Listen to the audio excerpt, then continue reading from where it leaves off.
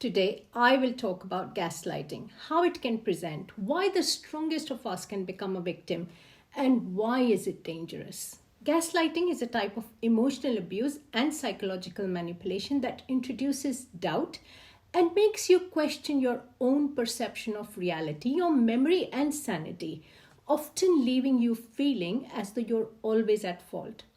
In the mildest form, it changes the power dynamic in the relationship, and the victim is subject to subtle judgment and microaggression. But at its worst, it can be significantly damaging to the victim, leading to mental health problems. Now, while this is not a psychiatric diagnosis, there is research evidence on this topic as it often causes significant emotional distress and can lead to psychiatric conditions like anxiety, depression, and very occasionally even psychosis. Gaslighting can occur not only with romantic partners but also with family members, friends, co-workers, and even casual acquaintances. More importantly, it can be institutional and systematic. The term gaslighting originates from the 1938 stage play Gaslight by British playwright Patrick Hamilton. The play was later adapted into two films, most notably the 1944 movie Gaslight starring Ingrid Bergman and Charles Boyer. In the story, a husband attempts to make his wife believe she is going insane by manipulating small elements of their environment, such as dimming the gas lights in their home. While the wife notices the dimming lights and mentions it, the husband insists that she is imagining things. This manipulation leads her to question her own perceptions and sanity.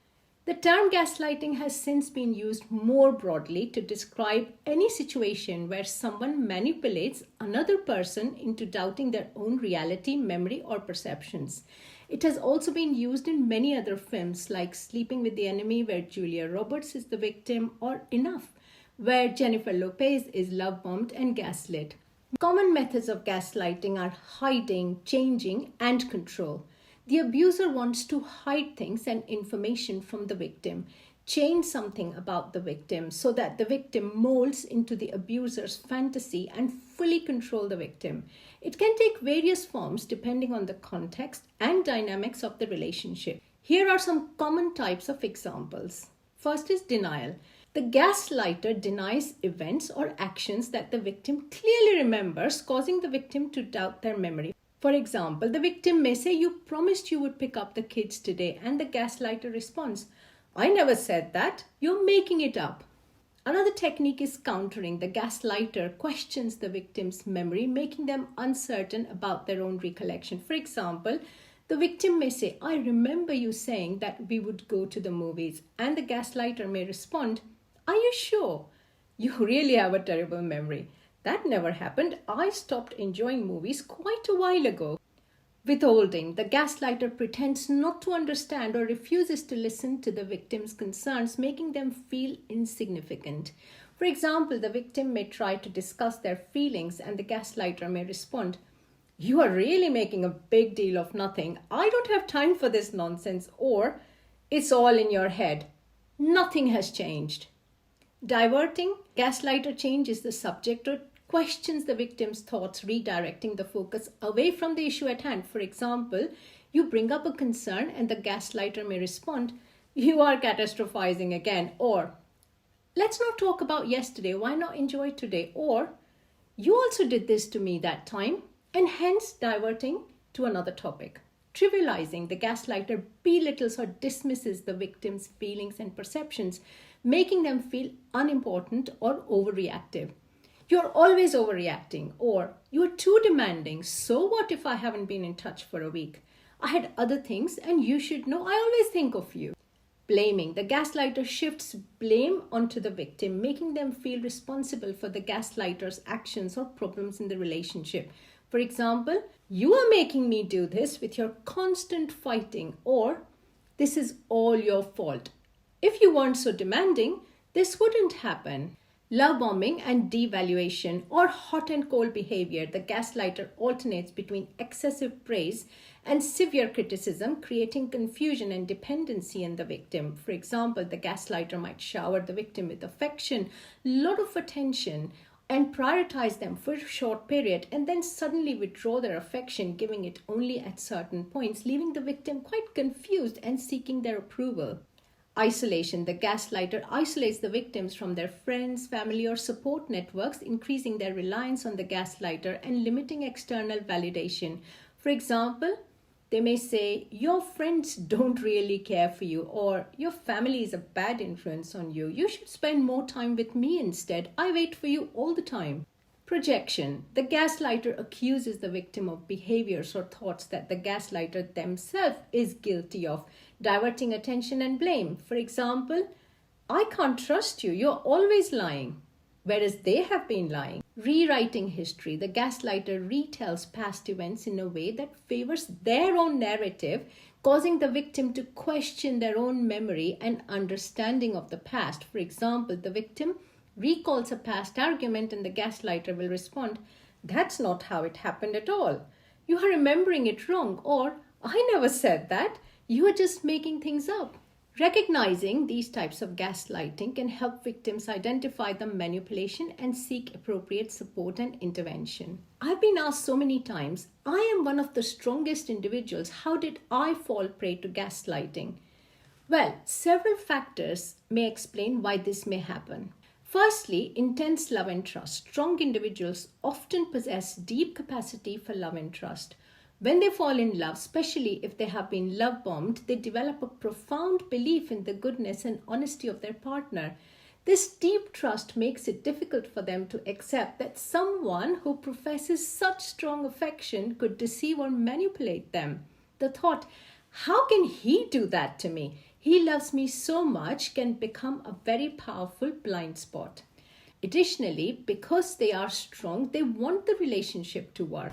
Another reason is vulnerability. Despite their strength, individuals might enter a relationship during a period of vulnerability, isolation, loneliness, or when they feel they have lost the support of others.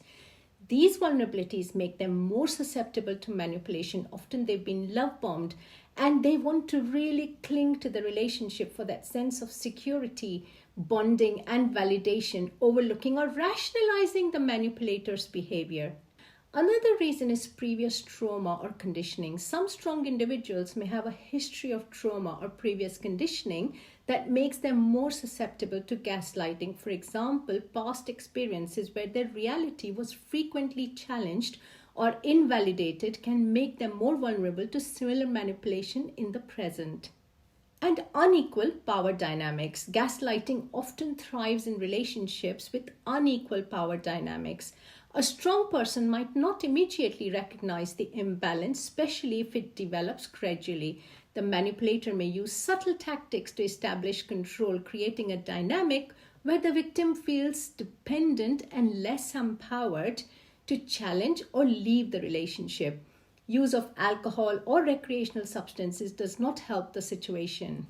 So in essence, the very qualities that contribute to a person's strengths, such as deep trust, love, and resilience, can also create vulnerabilities that gaslighters exploit. So why is it dangerous? Well, there are various reasons for this. First is erosion of self-confidence, creation of self-doubt. When you constantly hear you are wrong, doubt erodes self-esteem and makes victims dependent on the gaslighter's approval. Victims are left questioning their own memory and reality, leading to confusion and uncertainty. Gaslighting induces anxiety and depression and impairs an individual's cognitive functioning. The manipulation causes chronic stress, resulting in anxiety and depression. Victims often feel overwhelmed and trapped. Chronic stress impacts memory, concentration, decision making, and makes it harder for the victims to recognize and escape the abuse. Gaslighting isolates the victims. Gaslighters often cut off the victims from friends and family, increasing their dependence and making it harder to seek help. It destroys trust. Victims lose trust in themselves and others, affecting their ability to form healthy future relationships. Gaslighting increases the risk of physical abuse. Emotional manipulation can escalate into physical abuse as the abuser's control intensifies. Victims feel like they are overreacting or imagining things, which discourages them from seeking help. It normalizes dysfunctional behavior. Gaslighting normalizes abuse, making it difficult for victims to recognize, healthy relationship dynamics. So, what should one do? Well, here are 3 strategies. Firstly, recognize the signs and document your reality. Start journaling. This will allow you to form a balanced view of what is actually happening and also provides concrete evidence of your experiences and helps you trust your memory and perceptions. It can also serve as proof when discussing your situation with others. Number 2, strengthen your support networks. Reach out to your trusted friends, family, or support groups. Having a network of supportive people can help you validate your experiences, offer different perspectives, and provide emotional support, reducing the gaslighter's power over you. Number 3, remain compassionate towards yourself. And of course, if you find that you are being gaslit, please seek professional help. And most importantly, if you feel you are in an abusive relationship, please find a way out. If you liked today's video, please subscribe to my channel. The more subscribers I have, the more ability YouTube gives me to make more creative videos. Like it, share it, tell it. Tell it to all the people you know. Thank you for watching.